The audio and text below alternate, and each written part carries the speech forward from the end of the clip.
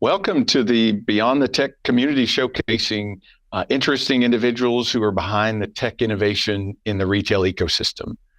When I had a thought about this community and building a dialogue around interesting individuals and the passion behind some of the tech that it really drives the retail ecosystem these days, I was really inspired as I look back past 30 years of in retail.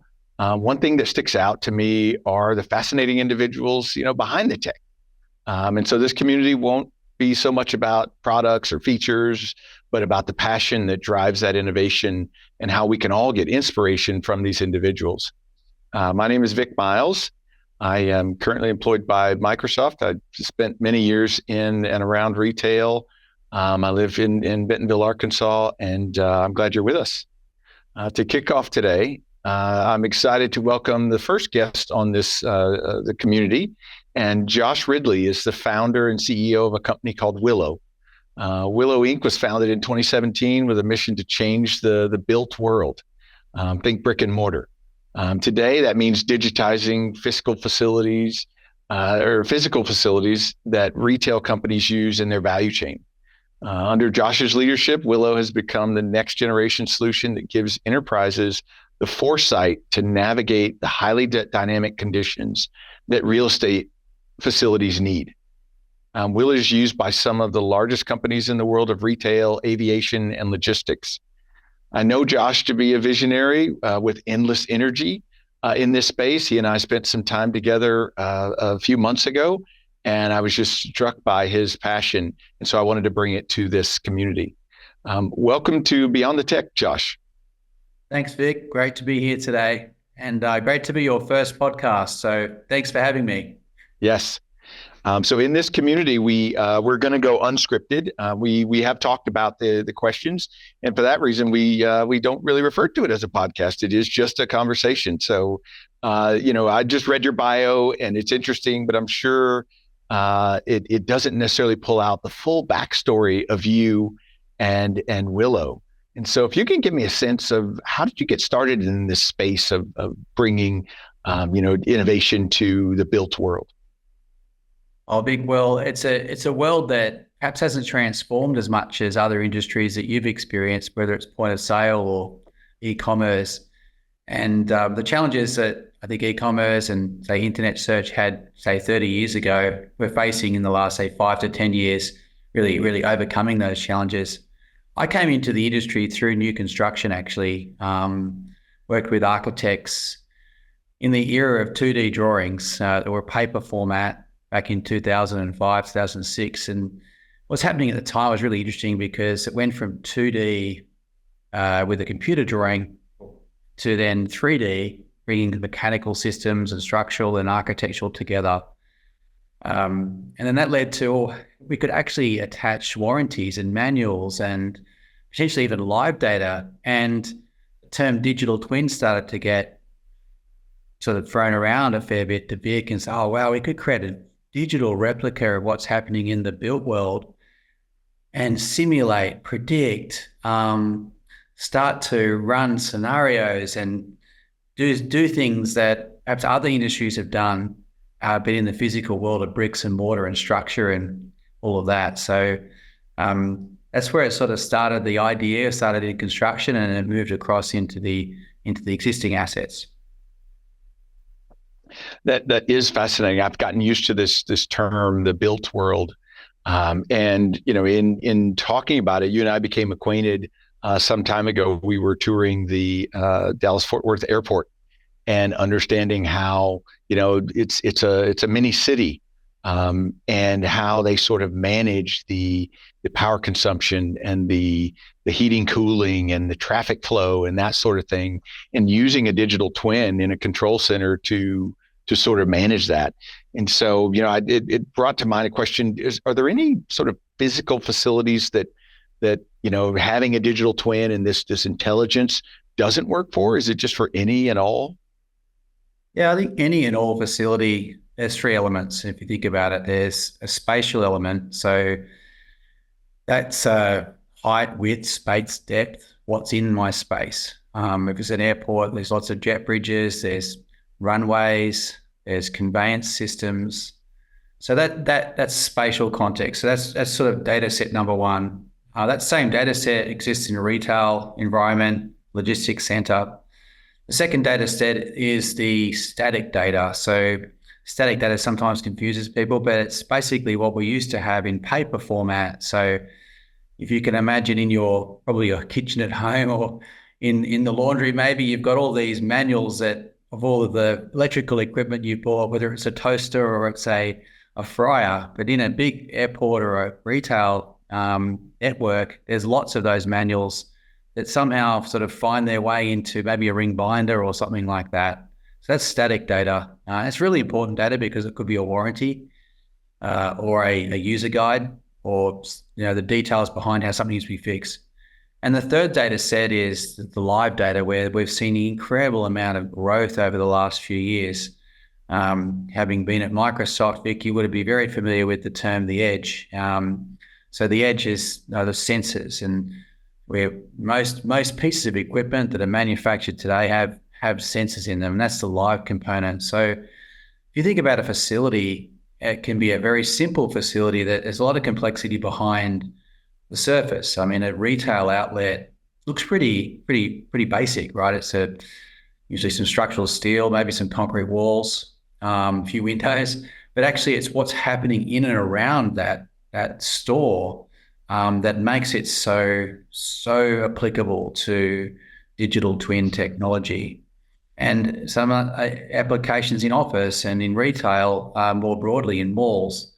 So we would say that what we saw in the world of maps, and we've lived that in our last 20 years. It wasn't long ago when we had to sort of have that book in the back of the car seat, and then the book turned into, hey, I could print a map out off my PC, and then that turned into, maybe I could have that map on my phone. Similarly, in the built world, we're now moving away from those sort of disparate systems into a connected environment. And with that, just comes so much opportunity. So to answer your question, my basic answer is anything that has spatial, static, and live data is a candidate for a digital twin. And then it's which industries have, or which I suppose industry sectors have the most low-hanging fruit or the most pain to solve for when it comes to decreasing costs, increasing uptime, and then being able to record, report, and reduce her sustainability. So we've found that that's industries such as what you've mentioned, where it has a high dependency on the operational uptime. So airports and logistics centers and hospitals and retail as well. Yeah, it's fascinating to think about. What you're describing really is a new, what we might think of as a utility, right? And something as ubiquitous as maps, right? You're right. Years ago, I remember I was most excited about getting an iPhone, right? And going to NRF and having navigation on the streets. And now we don't think twice about it, right? The navigation is just built in. If you think about sustainability, Yes. in a retail landscape with all of the various devices, and you've got carbon, you've got just energy usage, you've got cost, as you mentioned, and then loss prevention, right? Mm-hmm. What could retail and even consumer goods to some degree do with a new utility that sort of gives visibility, real-time visibility into the physical aspects of the store. And as you and I were sort of talking about this, we said we don't know where it will go. And I'll prep you and say, I'm going to ask you a question, where are we going next towards the end? But as a solution provider, what gave you the confidence to get into this space? Right? It's a vast space. There are lots of buildings, but how did you know it would work, or where'd your passion come from? I'd probably take a step back in time. As I mentioned at the top of the podcast, having walked the journey of 2D to 3D, 3D to digital twin. It really came about through construction of buildings to begin with, Vic, where we would exclusively work in that era on new. So the opportunity to do things more efficiently with architects and engineers, then handing that information into the contractor environment, and then quite excited about what we're producing in terms of all these digital artifacts, or call them digital ways of thinking about how you could build the building, how you could commission the building. And then to our surprise, it just didn't pass through into, that time of the commissioning or the open of the facility into the world of how it was being operated. And this can't happen. We can't, there's so much opportunity being left on the table. Like there's so much, surely there's benefit here that we could leverage in the operational stage. And so that was the spark. That was the thought that actually there is an opportunity beyond the new into the existing. And we had some amazing customers in the early days of the company that were visionary customers, who are customers to this day, who really had a desire to connect up that construction side with the operational side. And I give them great credit for their foresight to pick us. They actually, some of those organizations looked around the landscape to find something that could do both, and it seriously didn't exist for them. So we had the opportunity to innovate with them, and that ultimately came, the Willow story was born from the customer side. It was something that was born out of a need that customers had in terms of bringing all these data sets and silos together that just didn't work together previously. Very interesting. We think about IoT, right? The Internet of Things, and we've talked about that for many years now. And it's the underpinning of a digital twin. You've got all these sensors that are giving you a signal that you can then visualize, right, in a twin. Are you finding with your retail and consumer goods customers that you're having to sort of pull along IoT, or are you building on top of what was Internet of Things? Which is it? Are you having to drag it with, or is it already there? I think there's a mixed range of customers that have embraced this, and some customers are just jumping onto this journey now. I think the retail environment, just taking a step back on your question, has so much potential and opportunity.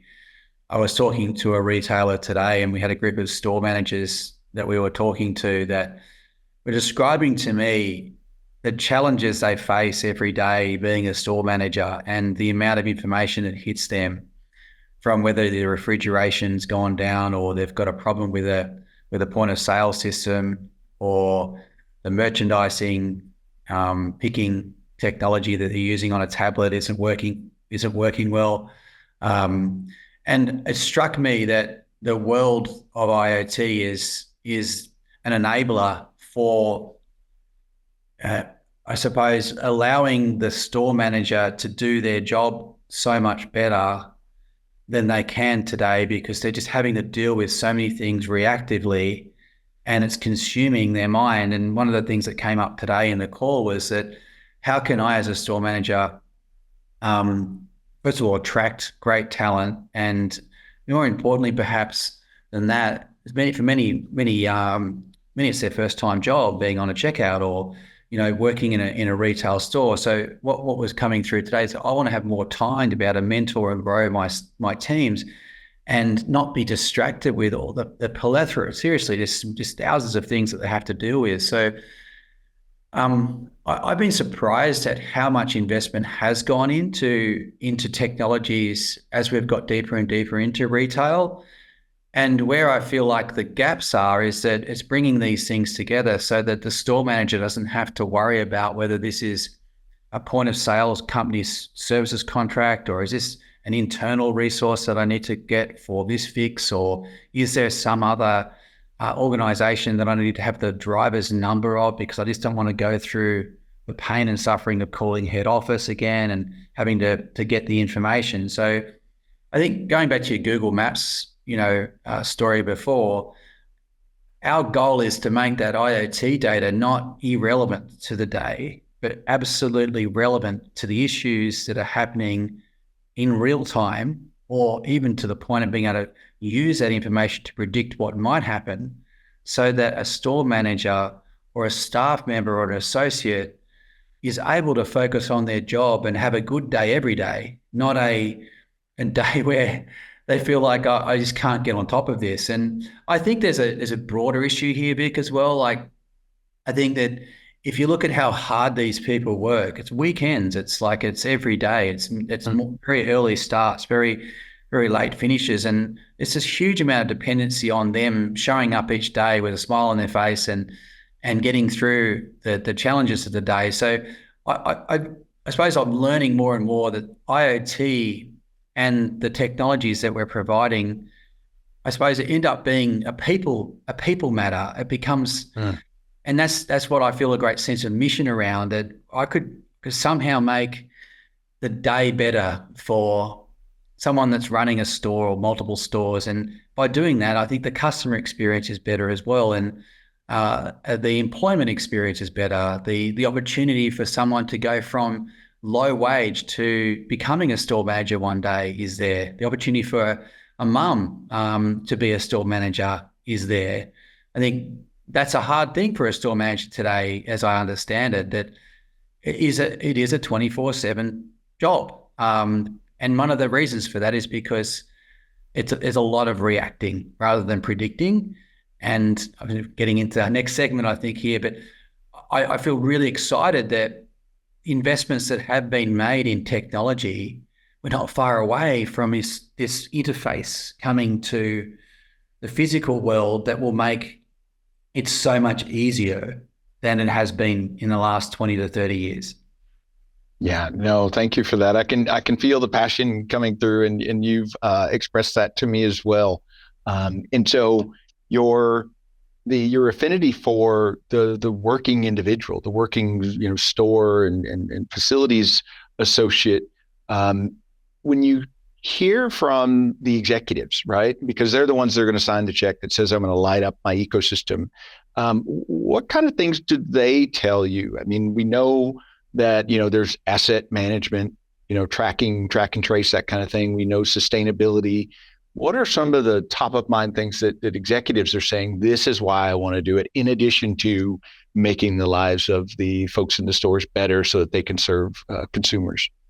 Yeah, it all ties together, Vic. I think the store manager discussion we've just had really ties back into the maintenance and the facilities side of things. So if I'm talking to a senior executive in, say, the real estate and facilities part of a retailer, they're concerned with, how can I be efficient with my technicians? How can I make sure that my technicians have the right parts with the right information at the right time, and they're doing their day with high amount of high quality activities, rather than turning up to a store and it's a ticket that doesn't give me a location, or it doesn't have good data around it. So focusing for the facilities and real estate folk, focusing on making sure those technicians every single day, every single call out are being efficient. And I can get to sort of a bit more about how that occurs in a moment.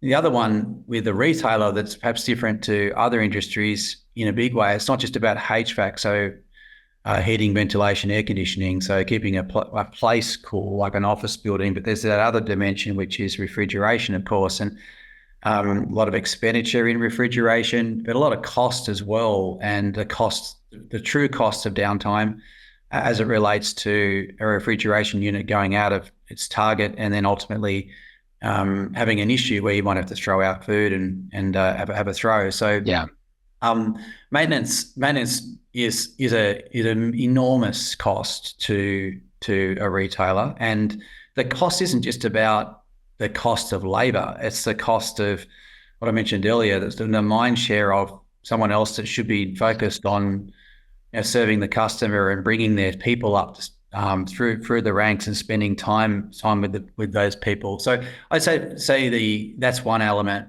The other element, of course, is energy and energy consumption, and being able to also push energy back into the grid. A lot of the retailers we work with have a large footprint of assets that they've gone in and installed installed solar technologies and other technologies behind the meter storage. And so being able to look at how I can not just be a consumer of energy, but a producer of energy. And to do this at scale, today's technology needs to evolve. And, we've got some wonderful technologies that we've worked with partners on which are able to do this at scale, regulate the needs from a pull perspective. So what energy I'm pulling and what energy I'm pushing. So I've got the first bucket, which is maintenance. Second one being energy consumption and conservation, which then leads into, the broader issues around being a good corporate citizen and sustainability. So being able to record accurately, report, and importantly, reduce.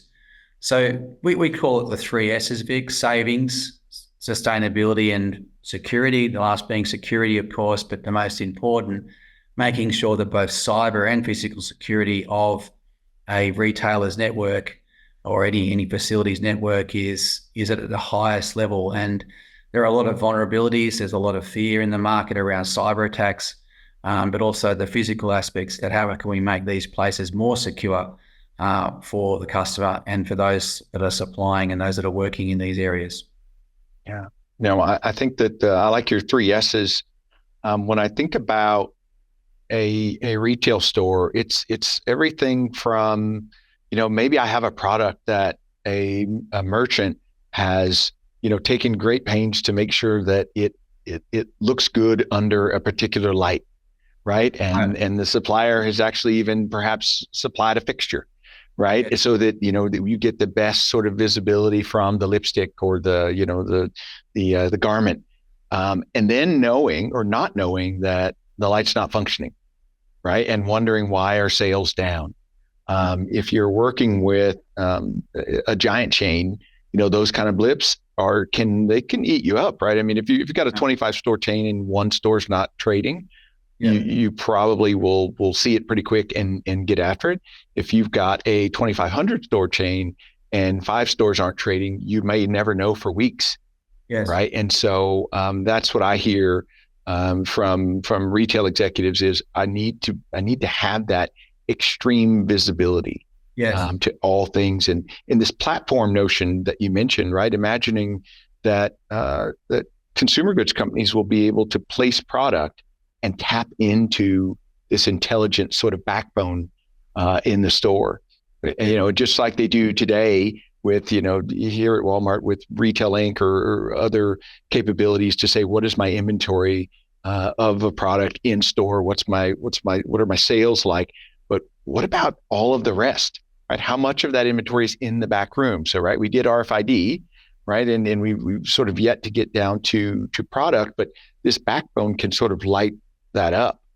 And we talk a lot about AI. AI needs data, right? Lots and lots of data to reason over. And I want to change gears just a little bit and talk about how you source talent, right? So, in the AI space, people are, the professors are starting to gin up curriculums around prompting, right? Understanding the data enough that you can ask questions in a way that the AI can reason over the data and give you an intelligent answer. In this space, this physical space that is highly technical, right? And thank you for sort of staying away from the deep tech behind all of this, but for this audience. But what do you look for when you're looking for somebody to add to your team? What kind of things should people be brushing up on, both to sort of get into a space like this when it becomes a utility and to make use of it? Yeah, it's a great question, Vic, and I think that's also morphed over time as we've moved further and further into generative AI and into the co-pilot opportunity. First of all, we've hired from a diverse source of backgrounds. So we've got engineers and architects. I'm not talking solution architects, I'll get to that in a moment, but so mechanical engineers, structural engineers, architects, project managers that have come from the world of facilities and real estate that really understand I think you mentioned the term bricks and mortar, but I think our listeners would understand what I'm talking about there. And overlaying that with, you'll stay on the retail sector for a moment, but people that have come from stores. So we talk a lot about at our company wearing the shoes of the customer. And living in their world and being part of their world. And I think if you go back to all of the great retailers, that was one of them themes I picked up on, whether it's Bezos or Sam Walton or the Costco story, getting out there and really understanding the customer. And so we've brought in store managers and people that have come from that true retail side, that have lived and worked in that space. And then solution architects, and we often say two in a canoe. So when we're out there with a customer, we've always got at least two in the canoe. So somebody that's maybe a store manager, or like a domain expert in terms of the structural engineering or architecture, with a solution architect. And that solution architect's usually somebody that's able to translate what they're hearing from the customer and make sure that we are configuring our solution to their needs. The next bucket of would be the product managers. So product managers who have come from, mostly our product managers have come out of organizations like Microsoft, who have been attracted to the promise and the opportunity of the built world being digitized and being digitally transformed. So bringing their skill set from what they have done in other areas of digital transformation and bringing it to the built world. And so we brought those folk in, and then obviously back end and front end engineers. So engineers that have worked in the server space and the cloud, and engineers that have worked on the edge and into the user experience side. So I think those are the major categories. We've found that the reason people join Willow is that the mission to empower a new group of people that are very, every day they're interacting with the built world. Yet the way you interact with the built world today, you could take yourself back 30 years. And if I was to take you down to a standard way that people work, there's still a phone on the wall. There's still paper in the cupboard. There's drawings sitting up in the basement or in a rack, and there's a whiteboard with lots of phone numbers on it. So that world is rapidly transforming, and I feel like there's people that join our company want to be part of that. Like we were talking the other day, part of the internet being built, part of the internet for the built world is being built today, and there's an entrepreneurial feeling that people have, whether you're an engineer or you're a solution architect or you're a traditional architect or you're an account manager. I'm about something that's going to truly change the world. We'll never do things the same again. And I'm sure there's been many moments in that journey for those that started at Uber or at Google Maps or and even at the Amazon story. So that's how we feel. Wow, when I think about the investment, right, in the real estate, here at our favorite retailer here locally, there's a new campus going up, right, and so if you're going to put a $200,000 HVAC system on the roof, you kind of need to know that it's working, I would imagine, right? And that you've got airflow, and everywhere you should have airflow. And we've seen examples, right, in the past, so probably 4 or 5 years ago even, of like Rolls-Royce airplane engines, right, with extreme visibility and diagnostics, or Formula One cars, right, where the digital twin that will tell you that, the rear brake is dampening too late and we're not getting the speed that we want. Little tiny things. Are you seeing that in what we used to call smart buildings and intelligent buildings? Is there a compelling argument for any enterprise that has a large real estate estate to be able to light up their buildings as well? I know at Microsoft, and I think you guys did some work for us in our campus in Redmond. All of the buildings are smart, right? You don't touch light switches.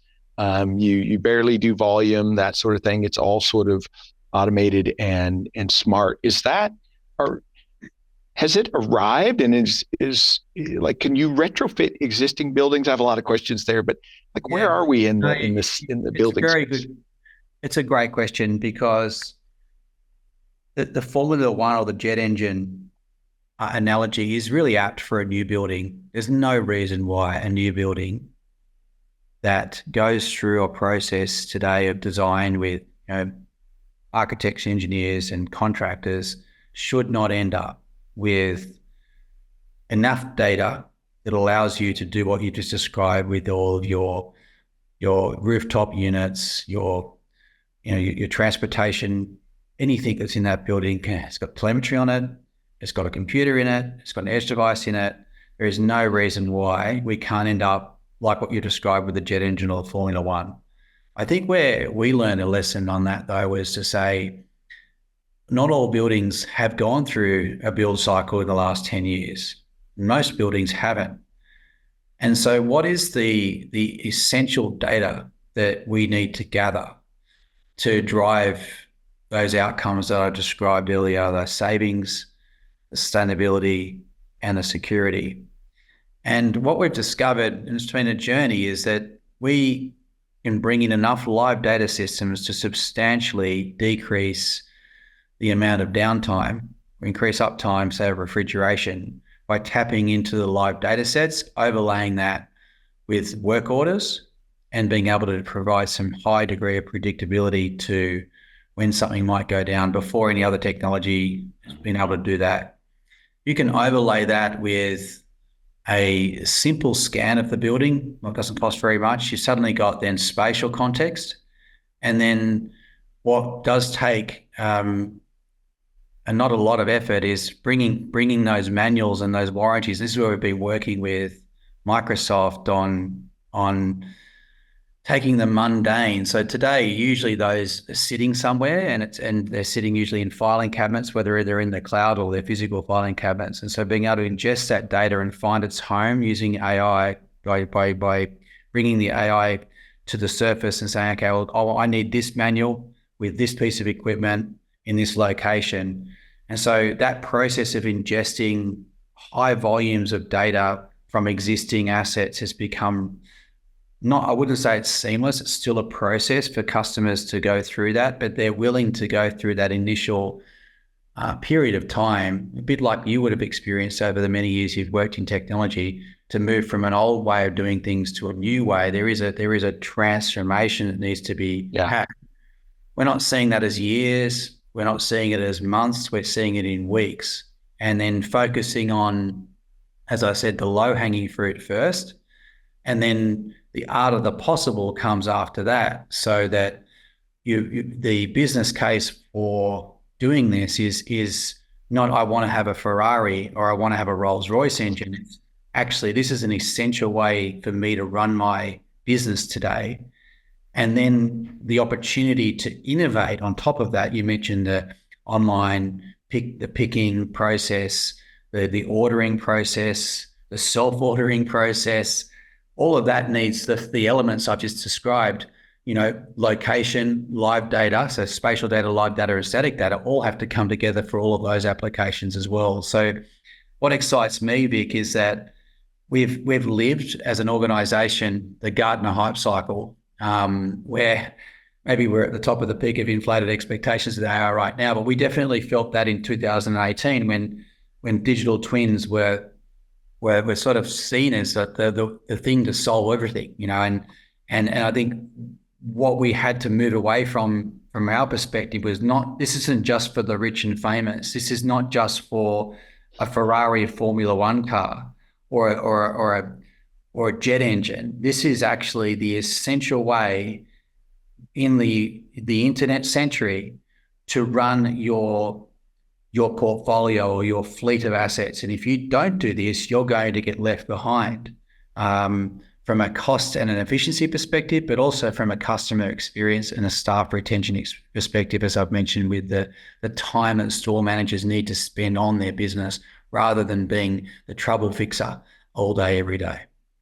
Yeah, it's interesting. I was just thinking about, back to your store manager example.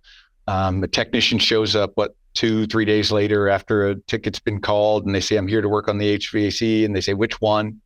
Right. And they go, I don't know. Right. The ticket was logged by Johnny like 3 shifts ago. Right. And the store manager gets that call today. right? Which one? And then the person that turns up might have gone to I've heard this one today, the oven, the rotisserie oven, and there's nothing wrong with the oven, but the person that was making the call for the fix was just not trained on the oven, and it was a different shift that they were coming back for. So there's this, it is a hard life when you don't have a system like a Willow technology to manage all of this for you. Yeah, I think about when we were talking the other day, all of us is used to going to a thermostat on the wall or using our phone or something and just setting the thermostat, right? Go back, 50 years and perhaps it was a wood stove. Yeah, right. exactly. And so that's really the difference, right? Having to go, turn the crank on the boiler or, try to articulate the door on the compactor or something. That's old school sort of hands on. And you're right. Today's graduates, the early sort of people getting into retail that have a mind for this business may or may not sort of have an affinity to, right? Think about it, Vic, 24 years into the internet century, we're hiring today people that have never not experienced Google into a retailer. If it's your first job and you're getting there when you're 16 or 18 or you're 21 after you've been in the service, you've only ever experienced, you're a digital native. It's all you have known.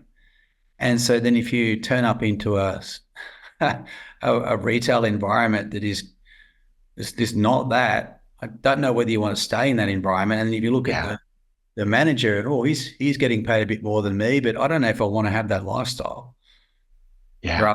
Where I'm just, tied to the store every hour of the day, every week of the year. So I do feel like there's such a responsibility on an organization like ours to focus on the people side of all this, Vic, and solve the people problem as it relates to the technology we're building. And I really find that's probably the most inspiring part, whether it's the technician who you mentioned is getting called out for the wrong thing with the wrong parts. I mean, the other one that came up today was coming to site, thinking you're fixing something, you've got the certain parts, everyone's like, oh, God, thank goodness we're getting this fixed today so we can actually put the pizza oven back on. And then actually we don't have the part. The person that came has the wrong skill set, and it's going to be another 3 or 4 days before it's fixed. I mean, I can't imagine how frustrating that would be if that's happening. We used to say when I was working at Walmart that when people would say that's a once in a million problem, we'd say, oh, you mean every day? Like it happens every single day. Right. Wow. And, I think about, as I mentioned, we met at the Dallas-Fort Worth airport in the control area. And they sort of mentioned, right, when you're walking to a concourse and the escalator's down, that's a failure in predictive maintenance. Yes. Right. The gears on that, and it started moving slow 8 days ago. Right. And it just ground to a halt. Pretty soon you turn it off, get the technicians over there. And so in a retail store, that can be impactful.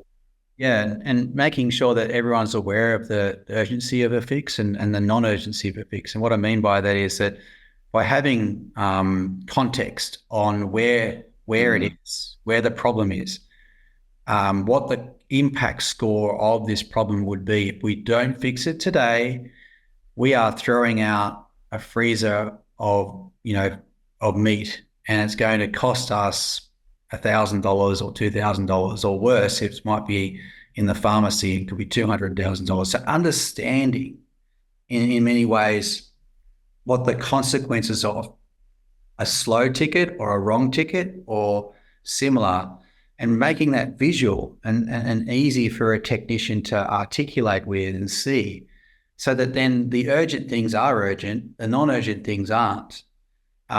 We had the opportunity with a retailer, Vic, to go through 6 months of historical data on a subset of their fleet and overlay technology that we've got in terms of predicting and so on failure with what actually happened in real life. So looking at when a ticket was issued, when it was fixed. And it was fascinating because a bit like a videotape replay of a when you see on on the NFL where they're sort of showing where the players ran and where how the thing opened up. So similarly in the world of maintenance and fixing things, and so being able to demonstrate to our customer, hey, if we were involved 6 months ago, or we did this 6 months ago, look at all of the throws we would have missed, we would have been able to avoid it. So it's an exciting time to be in this space, Vic, because there's been enough investment and there's enough need for those that we talk to within the retail environment say, I can't keep going like I am. I just can't. It's not sustainable from a staff or retention perspective. We're burning too much energy. We're not efficient enough. We're throwing too much away. So there's all these sort of tailwinds of, okay, the pain is high enough for me to address it, but the old ways of doing things aren't going to cut it for me, for all the reasons I've described. And so we've just found that to be a refreshing place to be, where there's a desire for people to be around the table and say, okay, let's fix this, let's fix it properly, and let's get about transforming retail and making. I think we'll get onto the AI opportunity in a moment, but making the co-pilot for the physical world in retail real and being able to translate that into the day-to-day. Yeah, and having it be system to system co-pilot is even more exciting, right? Because if you're in a retail business, as you mentioned, you probably don't care what model of Honeywell compressor you have, right? Let the system tell the ServiceNow ticket management system, that'll tell the tech, and it all just gets handled, right? That kind of thing. Yeah, and it's just that's the key, and not being. Our challenge has been, don't become yet another tab on a dashboard. Don't become another silo within the silos that are there. Think about this horizontally, and we've worked with organizations like yours at Microsoft to think about this in a broader way. And then I'm just so excited about how the promise and the potential of AI, not just from a technician perspective, but also from a store manager perspective, can really transform the experience of them as employees or contractors. But then I think the experience for the customer, I mean, a distracted store manager that's not focusing on their people and their customers isn't a good day for anyone. Yeah. I got it. I appreciate your passion here and doing it, sort of for the people. I know why your story and your message resonates with retailers. So last question I have for you is around, what's next in this space? With innovation coming as fast as it is, what should retail and consumer goods executives be thinking about? What's on the next horizon? I think what we've been talking about is now, right? I think this is the here and now. So what we're talking about here is that the internet has arrived fully for the physical experience of shopping. I'm not talking about e-commerce. I'm talking about the way you go and get your goods, the way, or someone picks your goods, the way that the supply of those goods comes in, the way that all aspects of service.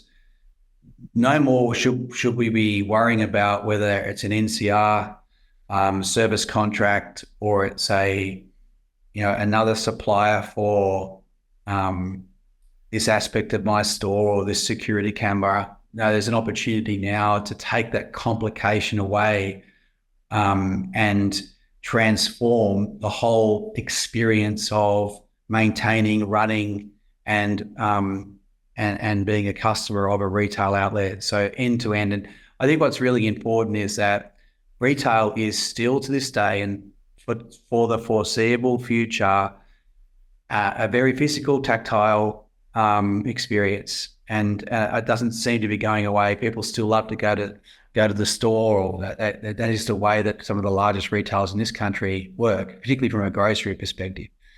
So therefore, the physical element is here to stay. So I believe what's next for retail is now fully embracing the opportunity of AI without the digital fabric of the physical world. AI is only really for office functions and other aspects, really to harness the potential and the promise of AI over the next 10 to 15 years. The actual physical world needs to be a digital world, and it needs to have context. And I suppose my parallel, going back to the Google Map analogy, without the Google Map and giving us a layer of accuracy and context, we don't have Uber, we don't have OpenTable, we don't have Yelp, we don't have so many platforms that have been built on top of that graph, on that ontology. In a similar way, I don't know what's going to come, what's the equivalent of the Uber or the Yelp or the OpenTable or insert here for retail. But what I do know is that what I'm seeing with some of the largest retailers in the world, as they're embracing the promise and the potential of twin technology, it is getting them much more quickly to the promise and potential of AI. And so for a technician to be able to get instructions in real time prior to that refrigeration unit going out of range, and not having a 30-year experienced technician to do a fix, maybe it's a 2-year or 2-month experienced technician, because they're able to interact with the co-pilot. That is what is happening today. And that is only because of all of the elements that have come together, the spatial, the static, and the live elements overlaid with then the co-pilot. So my encouragement to the listeners today is get in touch. Be happy to look at what your needs are, and we're excited to be on a transformation journey with you and take you through that process. No, thank you. And I hope that this utility does sort of build out a whole new ecosystem, for the built world. Whether it's in the broader community, we have an on-shelf availability community having discussions just like that. I hope that they're in the audience today thinking about, some of the technologies with vision analytics to know when the shelf and the side counter are empty. You used to have to wire up a special feed and then have an application. And this utility, you would just put that information on the backbone and let AI sort of figure it out. We call it the hub. Some of our customers call it the hub. Yes. I think you're going in full cycle with new construction too, making sure that all of the new stores that are being built or remodels that have been being undertaken or special projects that are being delivered, they're always a great opportunity to upgrade. I often say, you wouldn't go backwards if you're buying a new phone or a new laptop. Well, don't go backwards when you're doing an upgrade of a store or a special project. Take that next step to get the Intel inside, get the twin inside. And then what some of our customers are doing is they're using their remodel program to make that upgrade process as part of like a year as a replenishment. So there's many ways to start that journey of transformation. And I like the way that you're thinking there, Vic, in terms of what technologies are already available, which is one thing we love to do, that you aren't fully leveraging because you don't have a platform approach, because it's fallen once again into a vendor dashboard, or it's fallen into some technology that's awesome over there and it's doing something, but it's actually not feeding information. A perfect example is floor scrubbers have so much opportunity to feed data. You mentioned the light example. Well, a sensor on a floor scrubber can tell you very quickly every day whether your light levels are right or not. But then you need to know where the fix needs to be and who needs to fix it and when they need to fix it, which is what technology does. So my point on all that is that the next is now, because we're seeing this convergence happening of tech that's being built in different areas of the supply chain or in different areas of the retail experience that may have developed faster than other areas, i.e. the point of sale systems, but the point of sale systems aren't able to overlay with all the other data sets today that are already there. So that's the opportunity and the potential. Yeah, maybe not easily anyway. So Josh, thank you for joining us and having this conversation. I hope that we will have you back. As this utility starts to expand and we start to read about it, and we start to think about use cases, I'd love to see, how accurate your assessment is in, as you said, we're moving in weeks and months, right? So go late this calendar year and find out what has the world become. Where is this utility? Is it ubiquitous yet? Are we all using it? Are we all walking by it in retail stores? Right. Well, And I think the answer is going to be yes. There's enough remodels, yes. right? Retailers have been doing smart lighting forever because it was just, it's like LED lights. Well, we're going to give you the smart ones because it's cheaper and it's the only ones we have. Yes. But yeah, thanks again for pleasure, joining Vic, me and, on Beyond the Tech. Well, I think conversations on retail, interesting to see how you go as a podcaster too. So I'm looking forward to seeing and hearing how this show goes. And I really appreciate you having me on here today. And Yes. I think from your listeners' perspective, I've really enjoyed meeting Vic and hearing his story as well. And he's walked the journey of retail from inside one of the world's largest and then provided services back to many other retailers. So it's really awesome hearing your experiences, and it's a real privilege to do this journey with you. And thanks for having me on the show. No, thank you again. And we'll see you in market. Absolutely. Thanks, Vic. Okay. Thank you.